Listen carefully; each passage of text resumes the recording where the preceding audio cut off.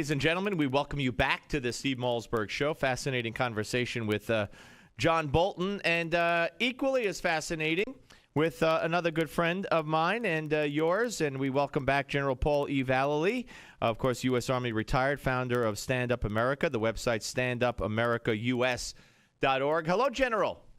Hello, Steve. I just returned to my bunker in Montana. I just got home. I know. That's why I'm calling you, because I know you just got back from Egypt. I did. I got back Monday from Cairo and went directly to Washington, D.C., and we had our press conference yesterday morning at the National Press Club, the same day the government was shutting down. Yes. So how'd that work? It was fine. Everybody showed up. We almost didn't even miss the government being shut down. That was right in the heart of Washington, D.C. So the National Press Club stays open. Well, because that's not government run. That's a private organization. Yeah, but yeah. What did you think when you saw, and I'm sure by now you have seen, as I talked about with John Bolton, the honor flights for the World War II vets and what they had to go through yesterday? I thought it was very interesting, and I handed to those that said, these parks and memorials belong to the American people. And the fact that they would say, we have to have access and we don't need you standing and putting up barriers and barricades to us. So I thought it was very brave, and it shows America standing up to the bureaucracy. Yeah, no, absolutely. Okay, so first of all, I can't even fathom going to Cairo, because I just can't imagine, that it's safe. But then again, you fly into, or not fly into, but you go to Syria, you go to Turkey, so you have no fear, unlike me. So what did you learn on this mission to Syria, to Egypt?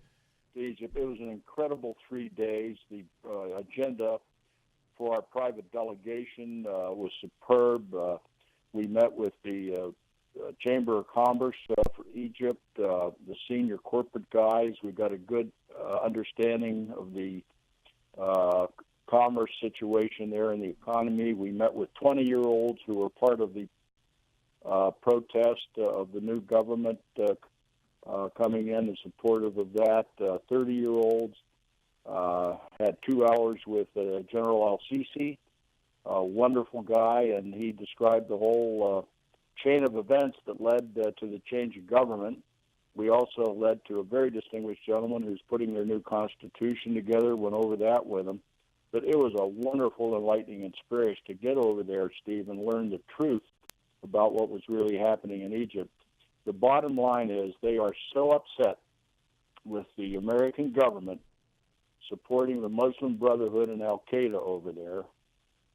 They can't believe after 45 years of a good alliance that we would stop their modernization program for their military that is absolutely critical in the Sinai now, protecting the Suez Canal. So there's a lot of different factions of the whole situation there that has not been understood or not properly publicized in the Western press. So it was very enlightening. Well, yes, and you're enlightening in your description of it. Now, when you say, the administration, of course, taking the side, although they said they take no sides, taking the side of the Muslim Brotherhood must be pretty ticked off, because as far as I know from what I've read, the Muslim Brotherhood has been outlawed in Egypt once again, correct? Well, they're moving towards that. Part of the Constitution is exclusivity or inclusiveness. Do we accept the Muslim Brotherhood into the new government as a political party? And the bottom line is that the Muslim Brotherhood, and the reason they were basically thrown out by the Egyptian people, some 33 million who stood up and said, we are not going to go down the road of the Muslim Brotherhood. The fact that they, for example, burned some 86 Coptic churches over there. They started instilling Sharia-type law. The government basically gave Morsi 30 days on a referendum that he needed to get to the Egyptian people and say, okay, I understand what you want. He refused to do that. and it looked like a looming civil war, and that's why General Sisi and the armed forces had to step in and prevent a civil war from happening, which they did, and create stability. So where do we go from here? Is the eventual path to outlaw the Brotherhood again? How will that fly with? Do you believe with American intentions and American pressure? And how does Obama's latest opening up a dialogue with the president of as John Bolton said, the president of a terrorist nation? And John Kerry saying, hey, we could have a deal wrapped up in 6 months. How does that all play into anything regarding Egypt? Well, the statesmen, the civilian members of the new government, as well as General Sisi and his staff, first of all, Jane Patterson, the ambassador, did stand up and did meet only with the Muslim Brotherhood, refused to meet with General Sisi and the others. So the ambassador works for the president. So Obama and the White House were supporting the Muslim Brotherhood. There is no doubt about that. So with the formation of the new government and Constitution, they'll either exclude the Muslim Brotherhood. And what I wanted to point out about the Muslim Brotherhood, to be accepted into a democratic club, so to speak, you have to be a political party. The Muslim Brotherhood has three legs to it. Number one, a political agenda. Number two, a militant arm of Al-Qaeda and others that they support and used not only in the Sinai, but in the city of Cairo. And then the third leg of that is the international spread of the global caliphate by the Muslim Brotherhood. And so this is what's perplexing, and they would like to include the Muslim Brotherhood, but they will have to shake off those other two legs, which they're not going to do. So I don't think they'll be included in the new government.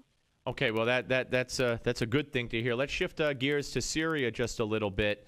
And, of course, you've been instrumental in providing such great insight and getting information out from Syria to the public, information that the rest of the media has no interest in letting us in on. But here we are in a situation where the United Nations has approved a plan, and inspectors are now going on the ground in Syria, and they're supposedly going to find all the chemical weapons that they're going to be shown by Assad, and he is going to show them everything he has, and they're going to figure out how to get rid of them, and then we're all going to smoke kumbaya cigars, and I mean it's like a fairy tale. It's like I don't know how more naive the stories could get. Here, Obama thinks that the president of Iran is going to make peace with him. He's willing to ignore all the blood on his hands, all the terrorism on his hands. And here in Syria, we gave the guy a month to hide everything, but he didn't hide anything. So we're going to take care of that problem too. It's insane.